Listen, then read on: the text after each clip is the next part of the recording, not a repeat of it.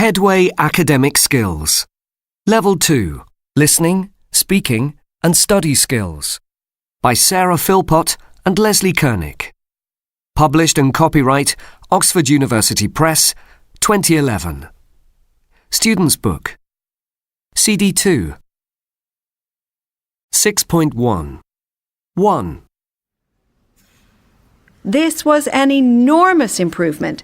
In fact, this functional food has probably saved many young lives and prevented millions of people from having low intelligence just by simply and cheaply adding iodine to salt. 2. Now let's turn to another example of good functional foods. These are ones containing the fatty acids omega-3s, which scientists believe reduce the risk of heart disease. There is real evidence now that they may also have beneficial effects on other diseases, such as some cancers. And it is possible that omega-3s improve. 3. Indeed, there is some evidence that probiotics may attack certain infections. However, there is a need for more research and information about their safety and use before we can be sure. 6.2. This is very important. It's a wonderful invention. I'm sure. This has been clearly shown. There is some truth in that, but maybe. 6.3. Good morning. Today's lecture is about functional foods. What are they and what do they claim to do? First of all, what are functional foods? Well, the name functional foods was invented in Japan about 30 years ago in the mid-'80s. Clearly, all food is functional, as it provides nutrition, taste, and so on. But functional foods are foods which give extra benefits, such as improving health and reducing the risk of disease.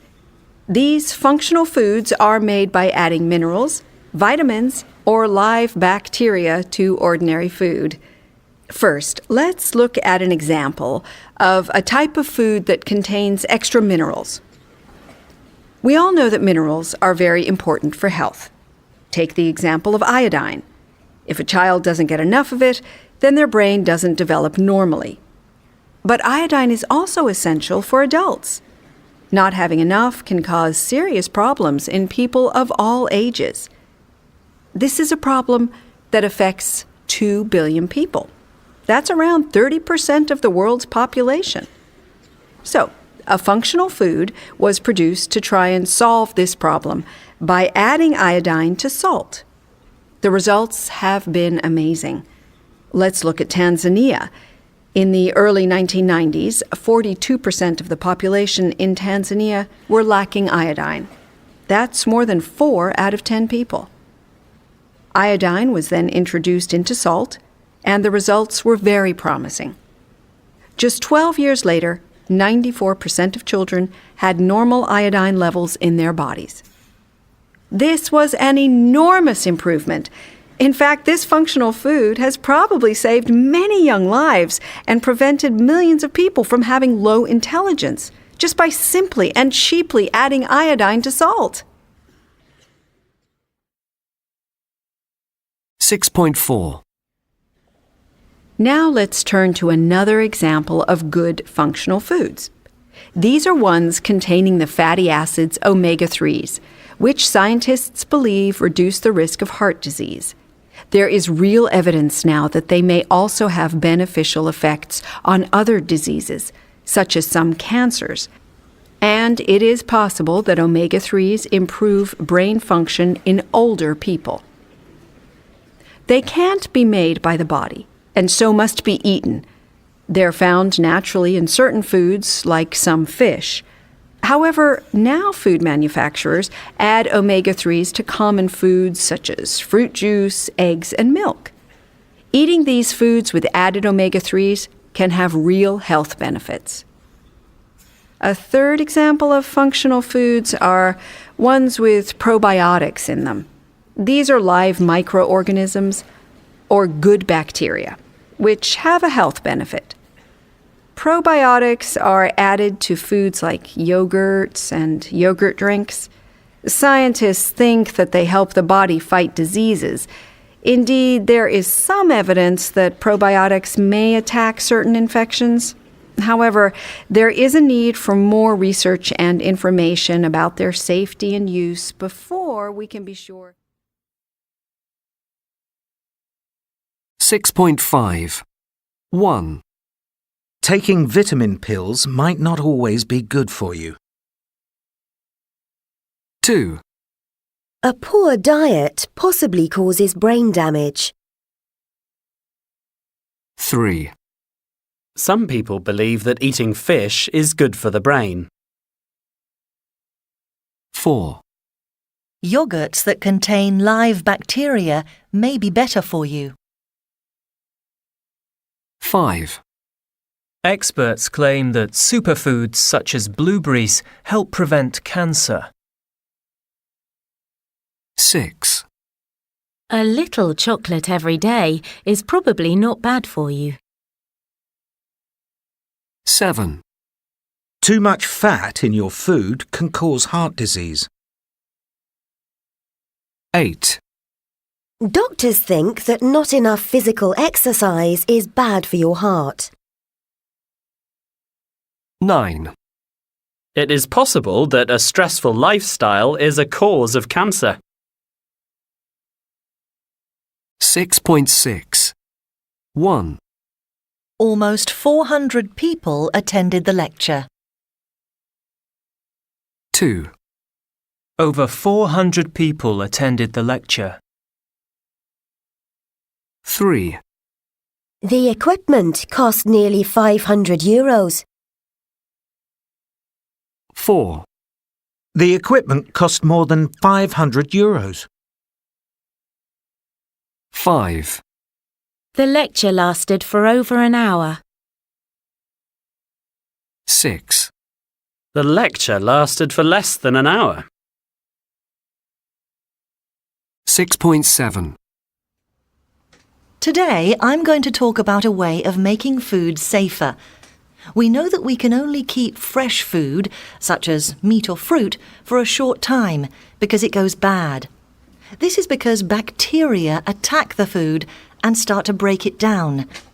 Keeping the food cold in the fridge stops the bacteria from growing quickly.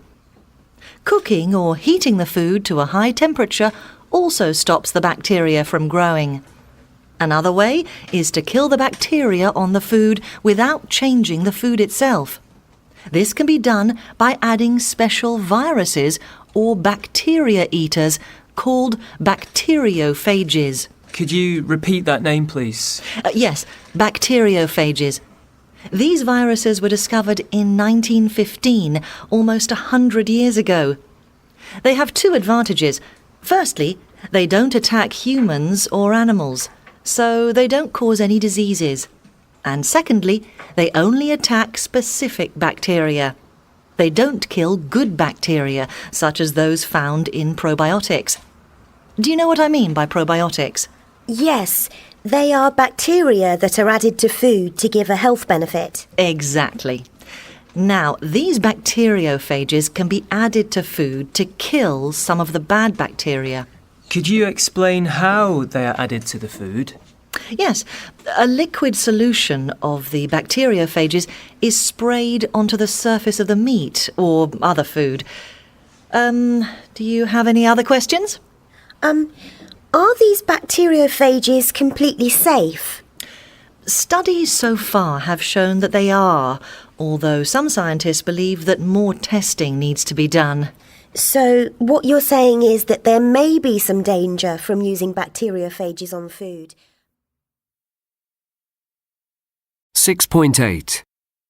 1, Do you eat fresh fruit every day? What do you eat? 2, What do you do to manage a stressful lifestyle? 3, Do you think regular physical exercise is important? What exercise do you take? 4. Do you believe functional foods have beneficial effects on health? Give some examples. 5. Do you think a small amount of chocolate is good for you? Why? Why not? 6. Can certain foods help you develop high intelligence? Give some examples. 6.9. It is common today to add vitamins and minerals to foods and sell them as functional foods that are healthier than other foods.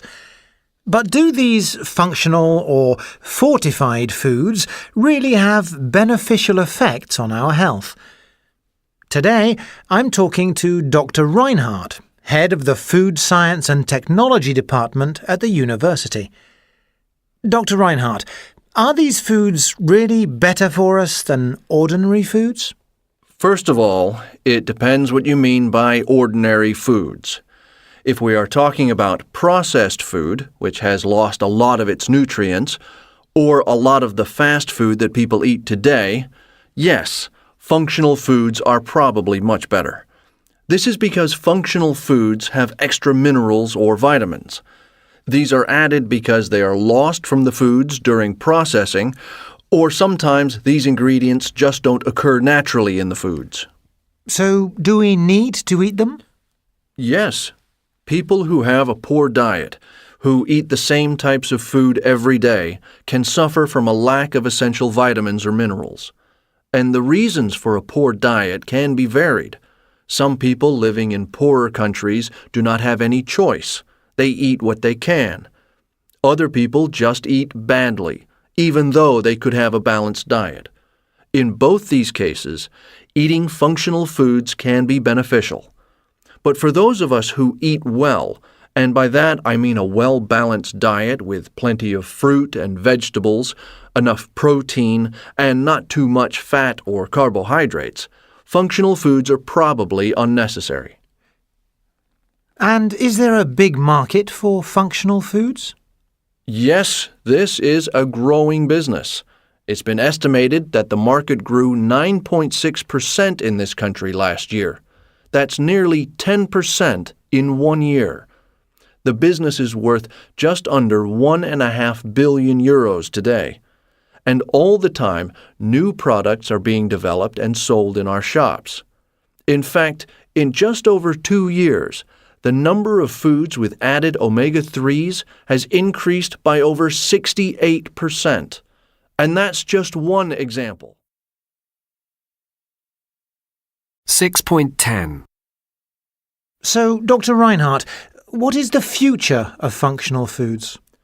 The market will probably continue to grow, and I think more substances like omega-3s will be developed.